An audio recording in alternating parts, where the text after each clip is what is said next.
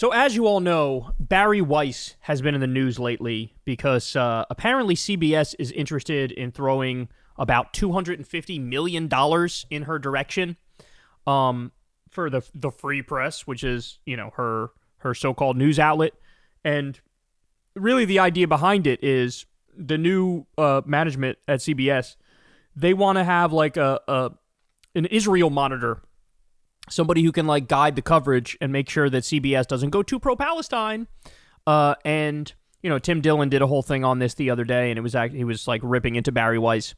And the whole point of the outlet is to run cover for the Israeli genocide. In fact, she has ran articles basically saying that the starvation is a myth, right?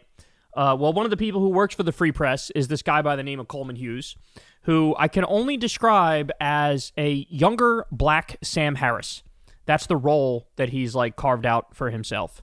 And he first got into politics by basically being this young black intellectual who is opposed to, I think, affirmative action. Actually, I don't remember if it was reparations or affirmative action. It was one or the other. I don't remember which one it was. But now he's decided he's going to be a genocide apologist. That's what he's going to do. And in the midst of innocent Palestinian civilians, women, children being starved to death right in front of our eyes, he decided, what better time than now to get out there and remind people that we're dealing with good and evil, and the good are the Israelis, and the evil are the Palestinians. Let's go ahead and listen to this, and I'm warning you in advance. I actually think listening to this is worse than literally looking at some of the carnage that we've seen on the ground in Gaza. That's how putrid and disgusting this is, what you're about to hear. So here's your warning in advance. You might break something, right? If you got some glass nearby, move it away. You might end up breaking it out of anger, because this is rough. Here we go. I believe that in the war between Israel and Hamas, the Israelis are the good guys and Hamas are the bad guys. Even just that framing. He said in the war between Israel and Hamas. He doesn't say Israel and the Palestinians. He says Israel and Hamas.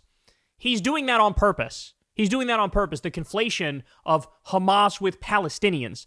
We're looking at literally minimum 60,000, but that's a massive undercount. Really, it's about 180,000 or more dead people. There's only 30 or 40,000 Hamas members in Gaza. There were 2.3 million people in Gaza. Like 90% of the dead are innocent, and this is how he frames it. All right, I'm going to try not to pause every 5 seconds, but we'll see how that goes. That may seem like a cartoonish way to describe the situation, or it might seem like an obscene opinion given the images of emaciated children that you've probably seen over the past few weeks, but it's still the truth.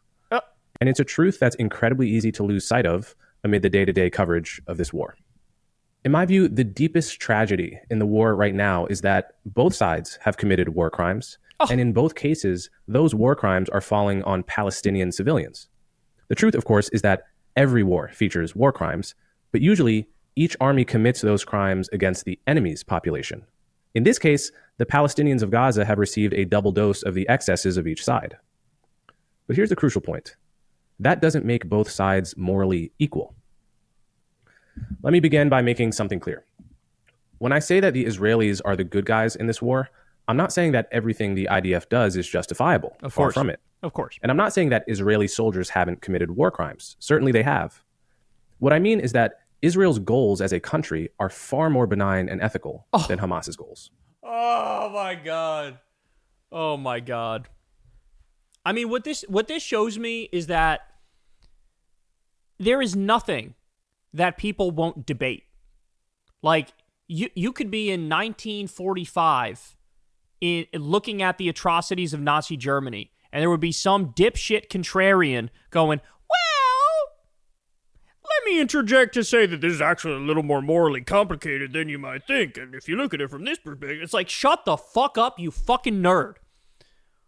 What benign Israeli in the midst of a total genocide and ethnic cleansing and announcing that they're going to steal all of the land in Gaza and reoccupy it. They just announced that.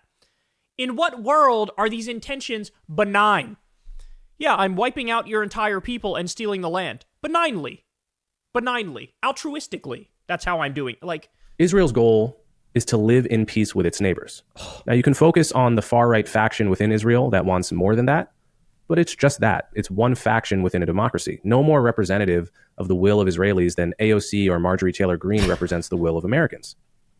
By and large, Israelis don't want to conquer Gaza. In fact, they left Gaza voluntarily in 2005. Lie, lie, lie, lie, lie, lie, lie. They removed the settlements and then made it an open-air prison and surrounded the place and put them on a diet and didn't allow in food and determine how much food can get in.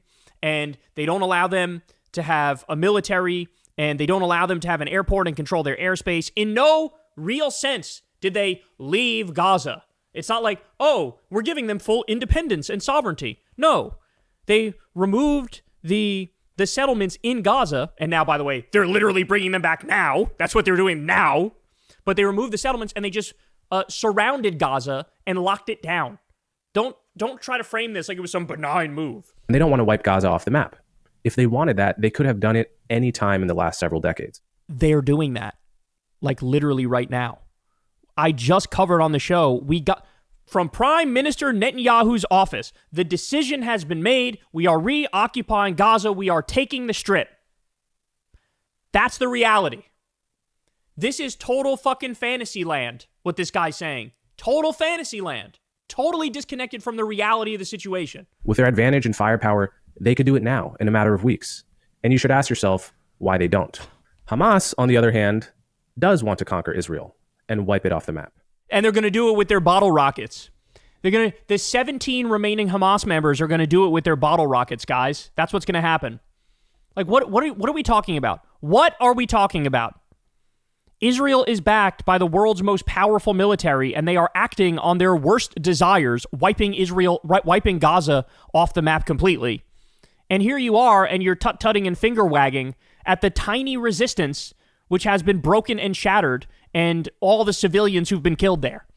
Like, this is depraved, bro. They would be happy to do what they did on October 7th to the entire country. That's what I mean when I say that the two sides in this war are not the same. There is a huge moral asymmetry between them, and that matters.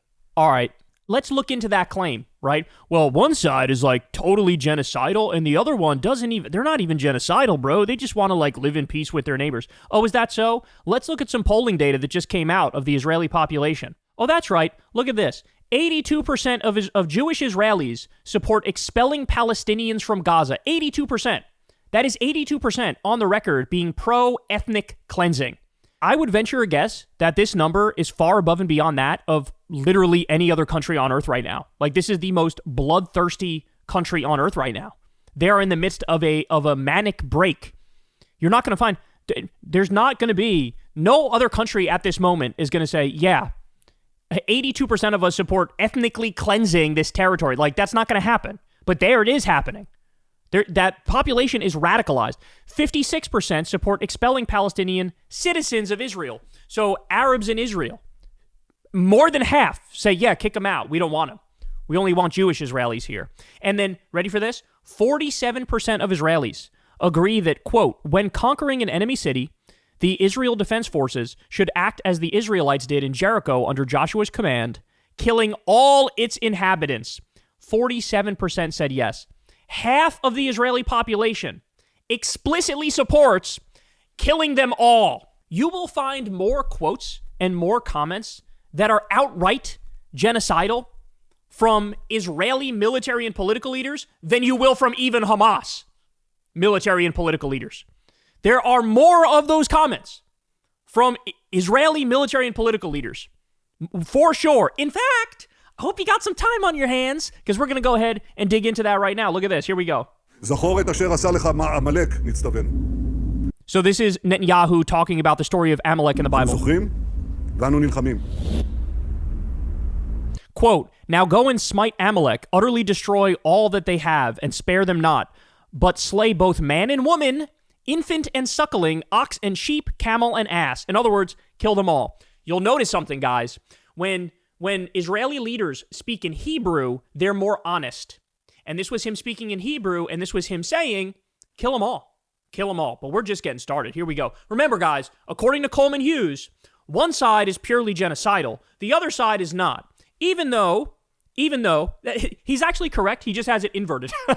He has it exactly backwards. Because guess what? There is a genocide happening. There is an ethnic cleansing happening. They announced they're going to take the entire Gaza Strip. They also are going to they're going to annex the entire West Bank. They're doing it right in front of our eyes. And every step of the way, idiots like this are running cover for them, acting like, oh, well, people are morally confused about this because Hamas is pure evil and Israel just wants to live in peace with their neighbors by wiping them off the map and killing them all and shipping them off to Libya and saying insane things like you're about to hear now.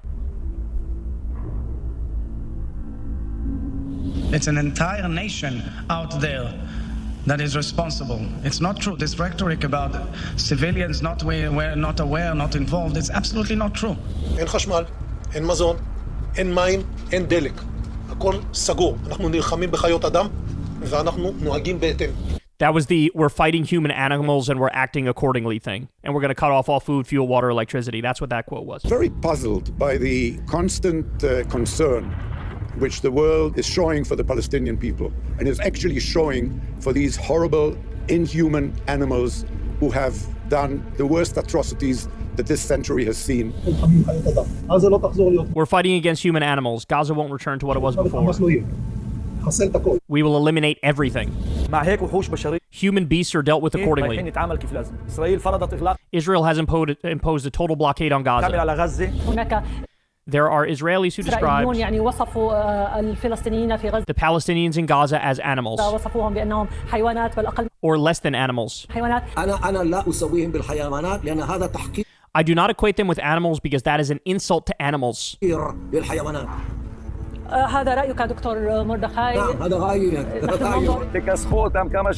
Finish them off quickly and leave no memory of them.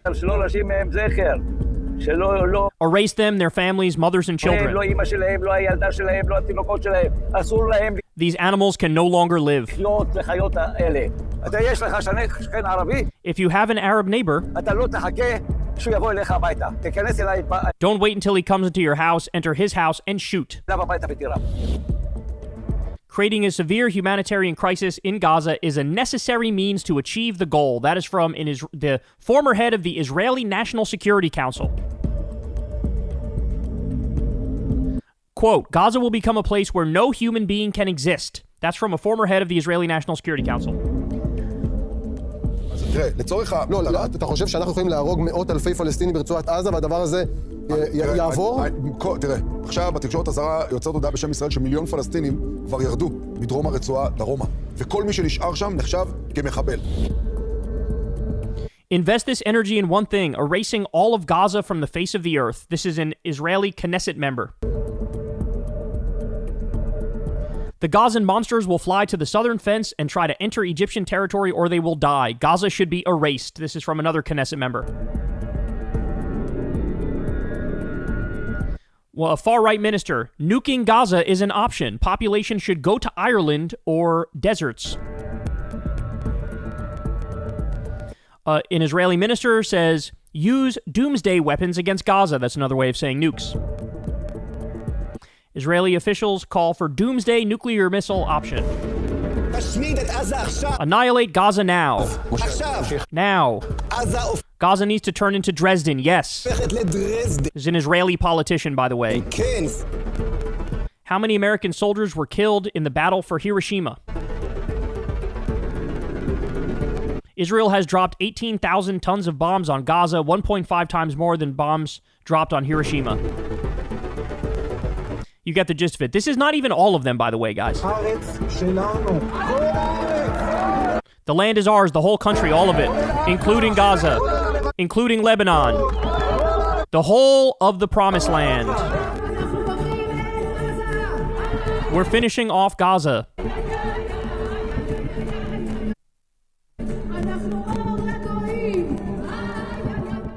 And this is a great point to end on here, is that last point from the military figure, where, Lebanon is ours too, and this is ours, and that is ours.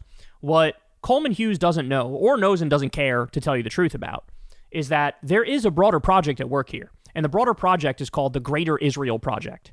And the idea is, not only are we going to take over all of Gaza, so wipe them out, genocide them, and ethnically cleanse whoever remains, right? Not only are we going to do that, we're also going to take over the West Bank. We're also going to take over large swaths of Syria, which, oh yeah, look at that. They just did that as well. As soon as Bashar al-Assad fell, the Israeli government took over more and more territory in Syria.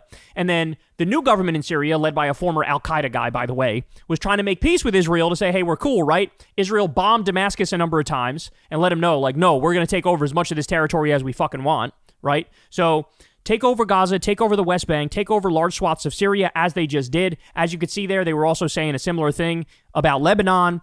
They're trying to create the Greater Israel Project, which means they have more power in the region. They have more control of the region. They tame everybody around them effectively, and they're trying to make themselves a superpower. That's what they're trying to do. Right now, they're dependent on U.S. money, U.S. weapons, U.S. support, but that's what the goal is.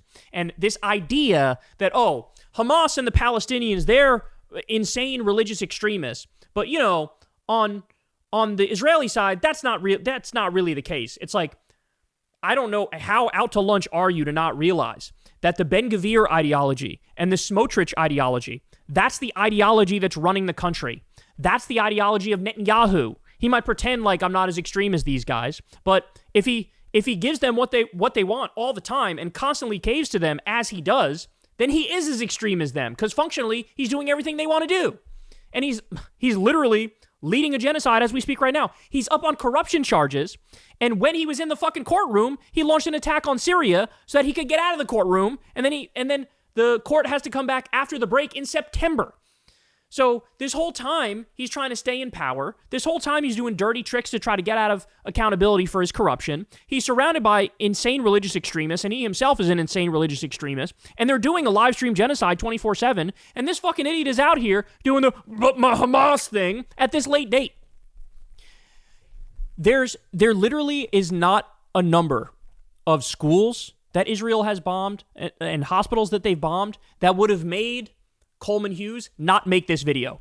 Like, they literally bombed every hospital in Gaza. Literally every single one. Over 20, I think over 30, actually.